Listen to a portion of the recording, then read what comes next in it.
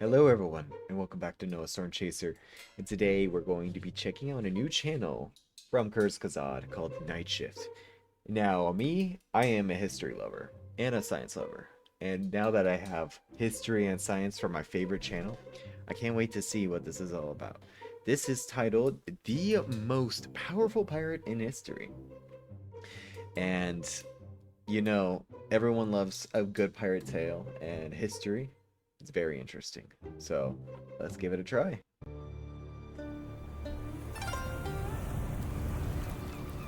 Whoa, look at that art Flames style. light the sky over the Pearl River Delta as war junks swarm the banks of Sanshan, a fishing village in southern China.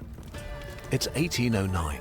The attacker's captain has promised 10 silver coins for every villager's head. Whoa. By now, the villagers know it was a mistake not to pay the Pirate Confederation protection money. Oh, you They've think? built a wooden palisade and armed every man between 16 and 60, but now everything goes wrong.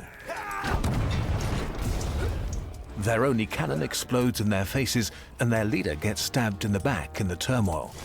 One man makes a last stand from a rooftop, hurling dust onto the attackers until they bring him down with spears. Ooh. The looting lasts 3 days. 2,000 are dead, and when the pirates finally sail away, they set the village on fire and leave 80 severed heads hanging from a banyan tree, staring blankly across the water as a warning. That's a pretty badass warning. Southern Chinese coast is living in fear, and no one comes to help. The Chinese Empire, the largest and wealthiest state on earth, can't protect its people. How? The Middle Kingdom. The Middle Kingdom. Around 1800, China governs 300 to 400 million people, a third of the world's population, and its economy is the largest on earth. While European powers fight over colonies and trade routes, Imperial China has been running the same operating system for over 2,000 years. Yeah, that's true. When their Western contemporaries were still hacking at each other with swords and holding chests of gold, they had already invented gunpowder and used paper money. Their compass helped Europeans discover already inhabited lands and eventually led them back to China for tea and porcelain. China sees itself as the Middle Kingdom, the center of civilization. Yep, just like Rome, they see everyone as barbarians except themselves, because they're the best. What could go wrong? While everybody else are barbarians, slowly learning what it has known for centuries. The current dynasty running this ancient machine is the Qing, but to most people, they're still outsiders. Yeah, so the Qing are, they're the descendants of the Manchu people. They are horseback riders that came in from the steppes and they conquered China and basically were like, okay, we're now Chinese and this system's pretty great. So why would I stay steppe riders? They're Manchu, Kind of like the Mongols. descendants of horse-riding warriors from the north who smashed through the Well, Great he's- Wall in he's a- 1644, realized the explain it. Chinese system was too sophisticated to replace, and simply kept it running with themselves in charge. Well, that's awesome. I just explained everything he was about to explain. Imagine this realm as a gravitational field. At its center sits the emperor in Beijing, like a supermassive black hole, bending Of course, can't have a Kurzgesagt video without black hole mentions. the fabric of society around him. His pull extends through a vast bureaucracy of governors, magistrates, and inspectors, keeping hundreds of millions of people in their place in the cosmic hierarchy. But the further you get from Beijing, the weaker that gravitational pull becomes. 2,000 kilometers south lies Guangdong, a subtropical province between the mountains and the ocean. Here, the empire fractures into the Pearl River Delta, a maze of channels, swamps, and islands that hum with trade, people, boats, and markets. Can I just say, guys, this music and this animation so far is incredible. Some so crowded they spill onto the water. China's population has tripled in a century, and land is running out. The size of the bureaucracy, however, remains almost the same. Its grip is slipping, and corruption spreads. The first to feel it are those already on the edge, like the boat families who live season to season. Fishing only works half the year, and when the nets come up empty, they haul cargo, ferry passengers, or smuggle rice or salt. And some turn to piracy part-time, raiding along the coast until the monsoon season turns. The difference between fisherman and pirate sometimes is simply seasonal employment. Somewhere in this drifting world, in 1775, a girl is born. Nobody pirate pays queen? much attention, but one day, empires will know her name. She'll grow up to become the most powerful pirate in history. Waterworld. It's likely she's part of the tanker boat people, living on a wooden junk patched with tar and cloth. A few meters of creaking planks in a cluster of boats with floating kitchens, markets and temples. Some families go years without touching land. By the time she can handle a paddle, she's working, fishing or ferrying, whatever pays. While landwomen crush their feet into lotus buds to attract husbands, she hops barefoot from plank to plank. Boys on shore spend years memorizing ancient texts for a shot at becoming officials. But the tanker can't own land, take imperial exams, or marry into shore families. They're classified as mean people, impure, like actors and prostitutes. And so, like many before her, as she gets older, she finds work on a flower boat, a floating brothel. These boats serve sailors, merchants, A floating brothel? That's crazy. and pirates. Most are poor, but lately more and more show up with serious silver and military weapons from Vietnam. For years, the Tai Shon rebels there fought in a civil war and handed out ships, cannons and military ranks to Chinese pirates to raid the Qing Empire and share the profits. Now they're losing, and the jobless pirates are returning to China. One night in 1801, a pirate named Zheng Yi visits the flower boat. He's powerful and commands his own fleet. The record gets vague as to how, but within months, the girl is his wife and sails with his fleet. From here on, she's known as Zheng Yi Sao, literally wife of Zheng Yi. The Confederation. She's entering the pirate world at the perfect moment. With veterans flooding back from Vietnam, the sea is swarming with more pirates than anyone has seen in living memory. Also, the Delta has become one of the world's most valuable trade corridors, with Guangzhou, called Canton by Europeans. Yeah, so the Canton port is going to become really popular, especially in the Opium Wars when the Europeans want to get into Chinese trade and basically forces them to open up by getting them addicted to opium. Definitely a fun story you should check out. As the only legal port for foreign trade. An open buffet of silver, tea, silk, opium and porcelain for pirates.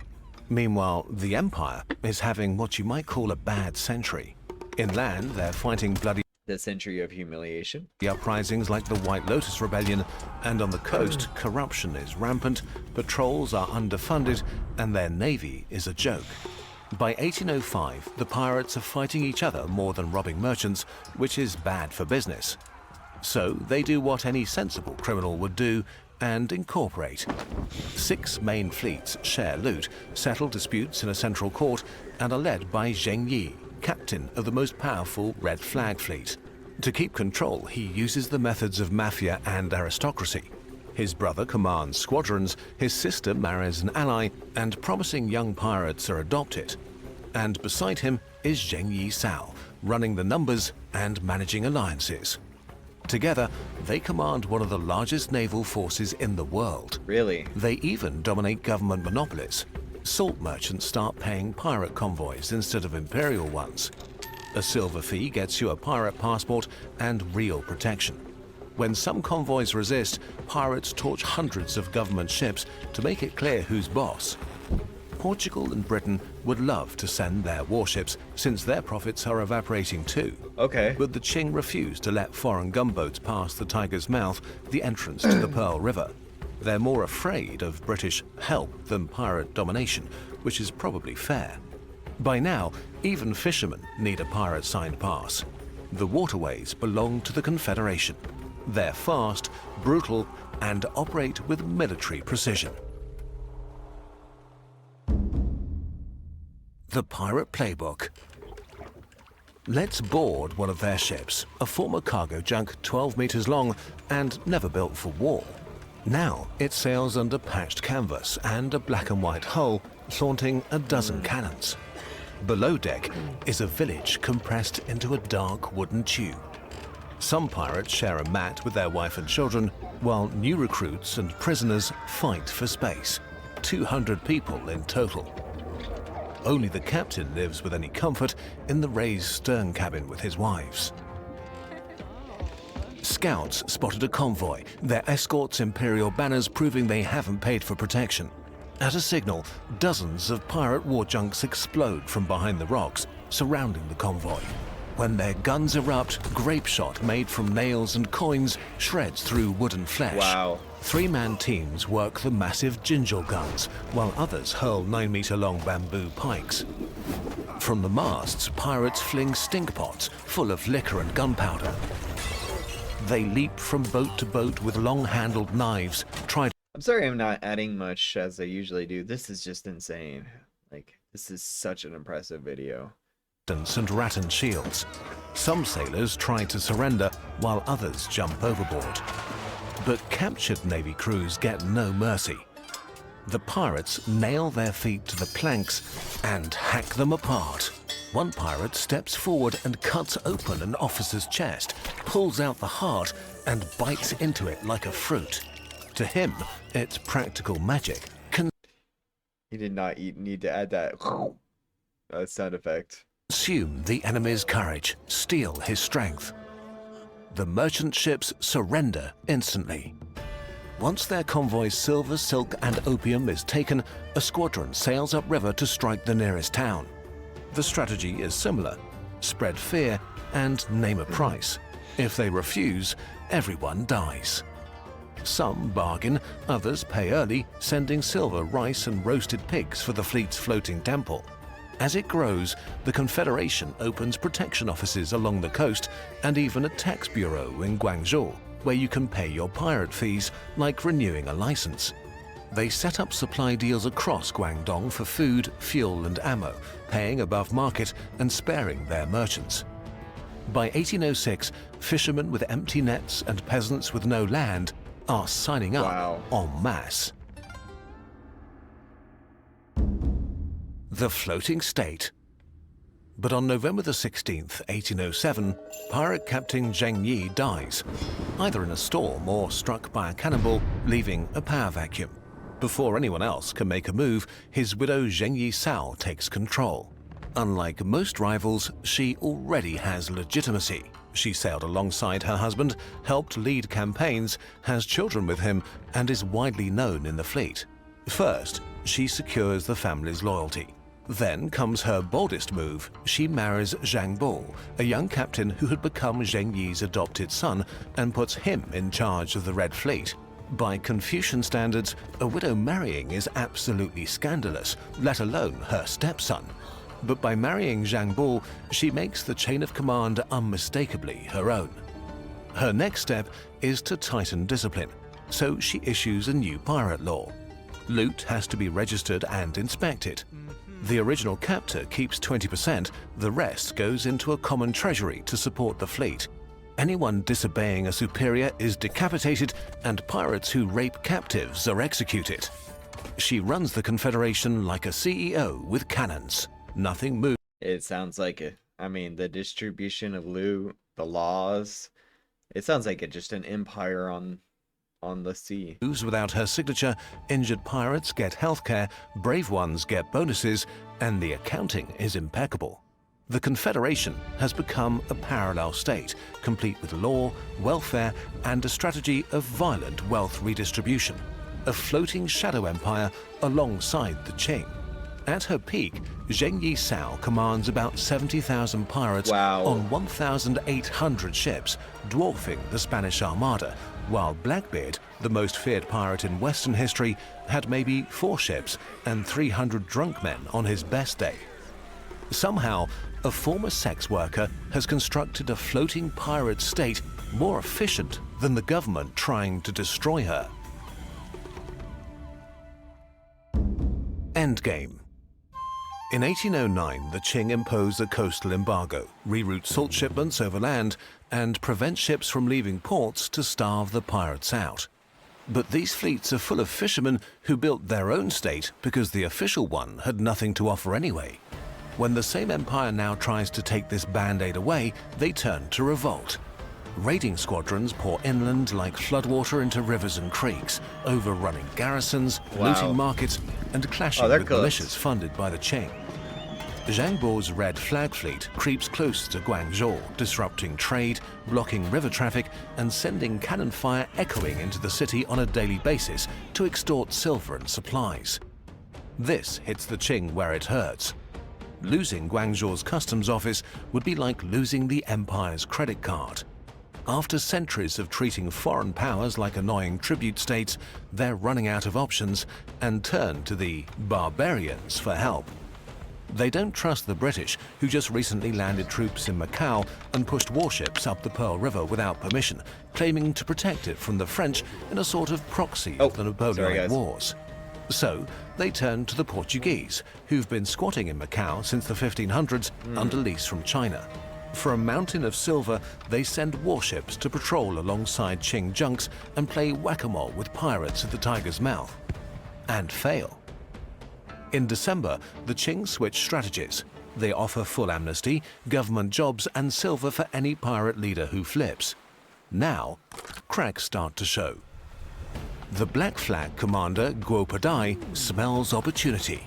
He has spent years resenting Zhang Bo. He envies his rise, his victories, and the fact that Zheng Yi Sao picked him. So when the Red Flag calls for backup, he ghosts them.